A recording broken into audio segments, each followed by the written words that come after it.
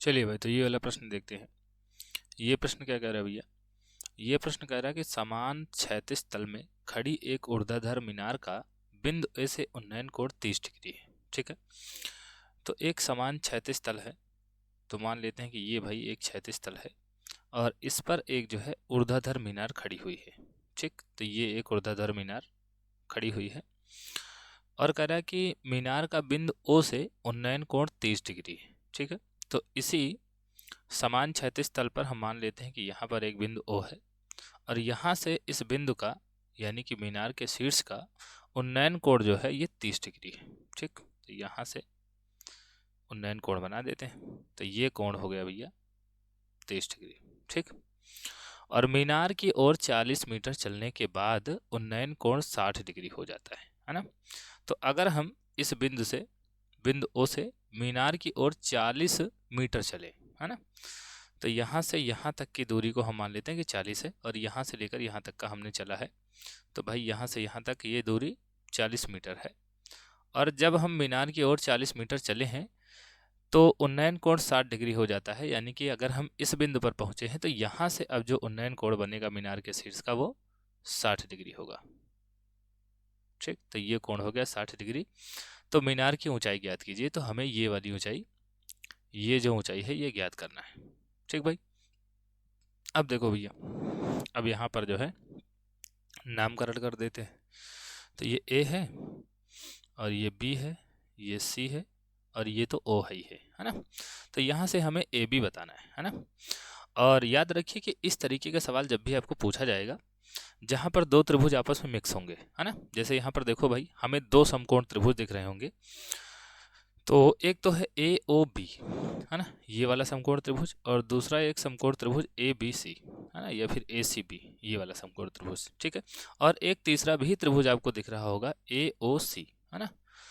तो जो त्रिकोणमितीय का अनुप्रयोग होता है या फिर ऊंचाई और दूरी का जो सवाल होता है उसमें उस त्रिभुज को हम नहीं लेते हैं जिसमें समकोण न बन रहा हो, है ना, यानी कि जो समकोण त्रिभुज नहीं होगा उससे हमें मतलब नहीं होता है। ठीक, तो यहाँ पर हमें दो त्रिभुज जो है दिख रहे हैं जो हमारे काम के हैं, और इन दोनों ही त्रिभुजों में ए बी भुजा जो है ये कॉमन है ना, और ये नीचे वाली भुजा जो है ये कॉमन तो है लेकिन पूरी कॉमन नहीं है। ठीक, तो फिलहाल तो हमें ए बी निकालना है और यहाँ पर हमें केवल ये 40 बचा है, तो हम क्या करेंगे, दोनों ही त्रिभुज से ए बी का मान निकालेंगे, क्योंकि ए बी भुजा जो है ये दोनों ही त्रिभुजों में आती है और उसके अन्य दोनों का कंपेयर करेंगे। ठीक है, तो सबसे पहले बात करते हैं त्रिभुज ए बी सी यानी कि छोटे वाले त्रिभुज में, है ना, इस वाले त्रिभुज में बात करते हैं। और आप जो है पहले छोटे वाले त्रिभुज में काम करेंगे तो ज़्यादा आसान होगा, है ना, क्योंकि बड़े वाले त्रिभुज में ये पूरी भुजा आ रही ओ बी, और ओ बी दो भागों में टूट सकती है ओ सी और सी बी, और वहाँ पर आपको सी बी के मान की ज़रूरत पड़ेगी, तो यहाँ पर हम पहले सी बी निकाल लेते हैं, है ना। तो भाई यहाँ से भाई त्रिभुज त्रिभुज ए बी सी में, त्रिभुज ए बी सी में हमें सी बी की ज़रूरत है या फिर ए बी की ज़रूरत है, कुछ भी निकाल लेते हैं क्योंकि पता तो हमें कुछ भी नहीं है ना। तो यहाँ से भाई हम करेंगे ए बी बटा सी बी, है ना, ए बी बटा सी बी, और ए बी क्या है भैया, ए बी है लंब, और सी बी क्या है, सी बी है आधार, और लंब बटे आधार क्या बनता है, ये बनता है tan थीटा। ठीक, तो ए बी बटा सी बी और tan थीटा, थीटा का मान कितना है 60 डिग्री, तो ये हो जाएगा √3, है ना, और ये अगर सी बी भी हम इधर भेज दें तो हमें मिलेगा ए बी बराबर √3 सी बी। ठीक, और ये हो गया समीकरण नंबर 1। अब देखो भैया, अब दूसरे वाले त्रिभुज में देखते हैं, त्रिभुज ये बड़ा वाला त्रिभुज ए ओ बी में, है ना, ए ओ बी में। ठीक, तो त्रिभुज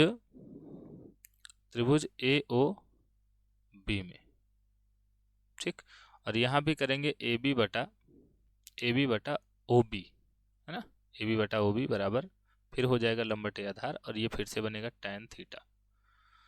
ठीक, और थीटा का मान है 30 डिग्री, तो यहाँ पर हो जाएगा tan 30 डिग्री, और ये ए बी ही है और ये बटा ओ बी, है ना, और ओ बी को दो भागों में हम तोड़ सकते हैं, ओ सी प्लस सी बी। ठीक, और अब चाहे तो हम समीकरण 1 से ए बी का मान इसमें रख सकते हैं। ठीक, तो tan 23 का मान होता है 1/√3 और ए बी का मान जो है हम रख देते हैं यहाँ पर, तो ए बी का मान है √3 CB, ठीक।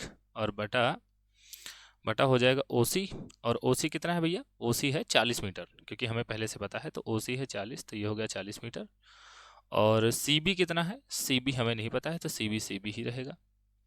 और ये कैसे हो गया है? ये हो गया समीकरण 1 से, है ना, समीकरण 1 से, क्योंकि यहाँ पर हमने AB का मान रख दिया है, या तो आप लिख भी सकते हैं कि समीकरण 1 से AB का मान रखने पर, ठीक। अब देखो भैया, अब यहाँ पर त्रिया गुणा करा देते हैं, है ना, तो √3 का गुणा इधर हो जाएगा और ये 40 + CB का गुणा इधर हो जाएगा। जब √3 इधर जाके गुणा करेगा तो ये हो जाएगा 3 CB, है ना, √3 गुणा होके 3 हो जाएगा और 3 CB हो जाएगा। और 40 + CB का गुणा जब 1 से होगा तो ये हो जाएगा 40 + CB, ठीक है। और CB को अगर हम इधर बुलाएं तो 2 CB नहीं, 2 CB नहीं, 2 CB तो हो जाएगा वैसे सीधे, लेकिन फिर भी एक स्टेप बढ़ा ही लेते हैं, तो 3 CB - CB = 40। तो यहाँ से हमें मिलेगा भैया कि CB बराबर, ये 2 CB बराबर मिलेगा 40, और यहाँ से CB बराबर कितना मिल जाएगा? CB बराबर मिल जाएगा 20, है ना, CB बराबर मिल जाएगा 20 मीटर, ठीक। अब CB का मान 20 मीटर मिल गया, तो CB का मान यहाँ रख देंगे समीकरण 1 में, और समीकरण 1 में रखते ही AB का मान मिल जाएगा 20√3 मीटर, ठीक है।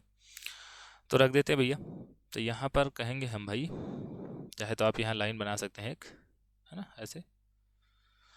तो यहाँ पर कहेंगे कि समीकरण 1 में CB का मान रखने पर, ठीक।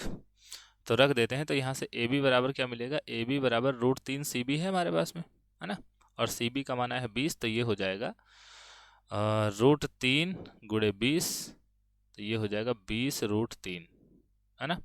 और चाहे तो आप √3 का मान भी रख सकते हैं, √3 का मान अगर आप रखेंगे तो 1.73, तो ये कितना हो जाएगा? तो ये गुणा कराएंगे तो कितना आ जाएगा भैया?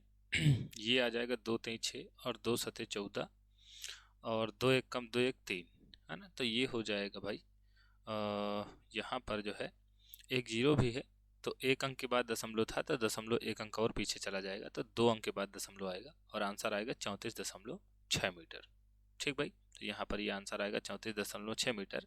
इसका मतलब यहाँ पर क्या पूछा जा रहा था भैया?